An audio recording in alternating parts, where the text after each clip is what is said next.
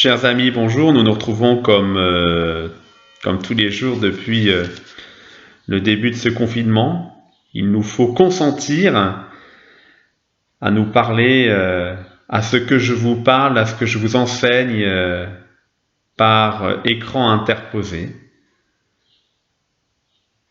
Et continuer d'accueillir la richesse même de la parole de Dieu qui nous est adressée jour après jour.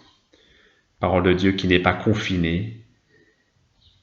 Et aujourd'hui, on a écouté comme ça des passages de l'évangile de Jésus-Christ selon Saint Jean, selon Saint Luc, selon Saint Matthieu, mais on n'avait pas encore écouté Saint Marc. Et Saint Marc est un homme très synthétique, et vous allez bientôt comprendre pourquoi. Voilà, de l'évangile de Jésus-Christ selon Saint Marc. Ressuscité le matin, le premier jour de la semaine, Jésus apparut d'abord à Marie-Madeleine, de laquelle il avait expulsé 7 démons. Celle-ci partit annoncer la nouvelle à ceux qui, ayant vécu avec lui, s'affligeaient et pleuraient. Quand ils entendirent que Jésus était vivant et qu'elle l'avait vu, ils refusèrent de croire. Après cela, il se manifesta sous un autre aspect à 2 d'entre eux qui étaient en chemin pour aller à la campagne. Ceux-ci revinrent l'annoncer aux autres qui ne les crurent pas non plus. Enfin, il se manifesta aux 11 eux-mêmes pendant qu'ils étaient à table. Il leur reprocha leur manque de foi et la dureté de leur cœur parce qu'ils n'avaient pas cru ceux qui l'avaient contemplé ressuscité. Puis il leur dit : « Allez dans le monde entier proclamer l'évangile à toute la création. » Acclamons la parole de Dieu, louange à toi, Seigneur Jésus. Voilà pourquoi Saint Marc, je dis qu'il est très synthétique. En fait, tout est résumé en quelques versets, quoi. Tout ce que nous avons reçu comme passage d'évangile au long de ce long dimanche de Pâques, eh bien, tout est résumé en quelques mots. Mais c'est toujours le même plan. Jésus se révèle.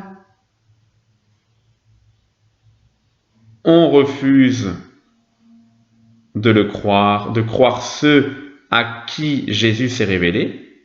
Wow. À travers cela, c'est en Jésus ressuscité que l'on refuse de croire.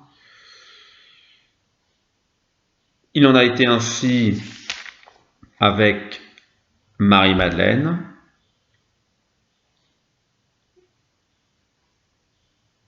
Jésus se révèle à elle, elle part annoncer la nouvelle, on ne la croit pas. Alors Jésus, il est un peu comme nous, il se dit, puisque ça ne marche pas comme ça, on va s'y prendre autrement. Alors, ensuite, il se manifeste sous un autre aspect à 2 disciples en chemin pour aller à la campagne. Ils font demi-tour, ils l'annoncent aux autres, on ne les croit pas. Alors, Jésus va s'y prendre encore autrement, très pédagogue, vous savez. C'est comme ça qu'on fait avancer les projets. On se dit, bon, cet angle d'attaque ne convient pas, on va trouver un autre angle d'attaque. Et il se manifeste aux 11. Et là, il les remue, là. Il leur reproche leur manque de foi, la dureté de leur cœur. Vous avez des cœurs toujours aussi durs. C'était comme ça avant la résurrection, déjà avant ma passion, avant ma mort, vous aviez le cœur dur, et bien après, vous l'avez toujours, décidément. Et puis, comme ça d'un seul coup, il leur dit, allez dans le monde entier, proclamer l'évangile à toute la création. Moi, je trouve que cet esprit de synthèse est assez remarquable. Et même si on sent que ce n'est pas encore très clair dans votre âme, dans votre cœur, je vous envoie comme en mission. Vous allez proclamer l'évangile à toute la création. Allez-y, je vous envoie. Et je crois que ça nous parle. On n'a pas besoin d'avoir un doctorat de théologie pour proclamer la bonne nouvelle à toute la création. Et même si nous avons une foi fragile, parce que nous traversons des moments difficiles dans nos vies, nous sommes toujours envoyés dans le monde entier. Et on ne peut pas se permettre de dire « oh non, mais j'en ai pas les moyens, non, je suis pas capable, non ». Le peu de Jésus que nous avons, il y a un évêque qui disait ça, le peu de Jésus que nous avons, nous devons l'apporter à travers ce qui fait notre vie. Et nous ne devons pas attendre d'avoir la foi à 200% pour y aller. Parce que finalement, en étant envoyés pour porter la bonne nouvelle, eh bien notre foi se construit, notre foi grandit. On voit bien que c'est là le contact avec les uns et les autres qui vient continuer de travailler notre foi.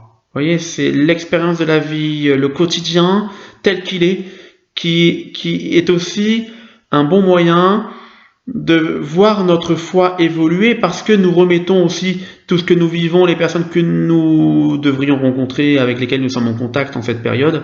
Ces personnes-là, ces rencontres, ces discussions, ces difficultés dans nos conversations que nous remettons dans les mains du Seigneur en disant voilà Seigneur, je te rends grâce pour ces rencontres-là, pour ces discussions, et je sais que demain tu vas continuer à me fortifier, à m'envoyer proclamer la bonne nouvelle dans la situation dans laquelle je suis aujourd'hui.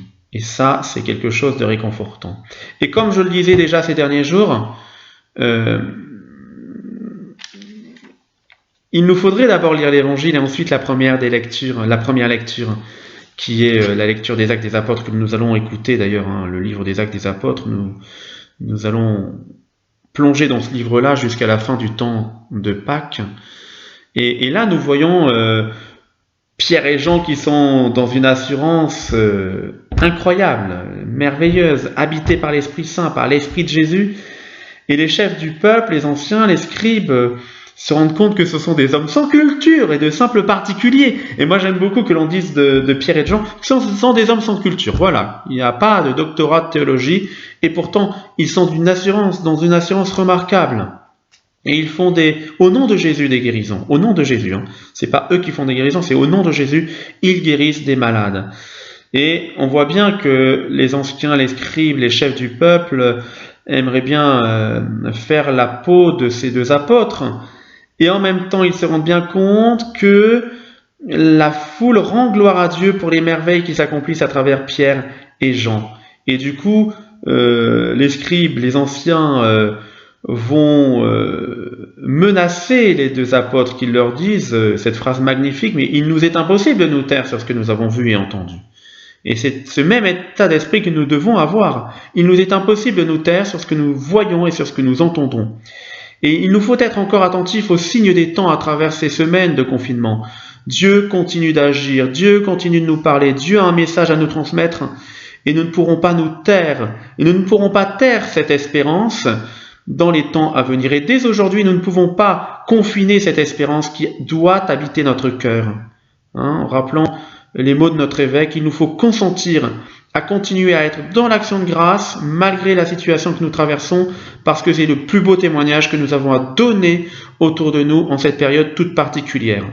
Nous ne pouvons pas être de l'ordre des pleurnichards. Il y a des gens qui pleurnichent, oui c'est vrai, ce confinement est long, mais nous ne sommes pas là pour pleurnicher avec ceux qui pleurnichent.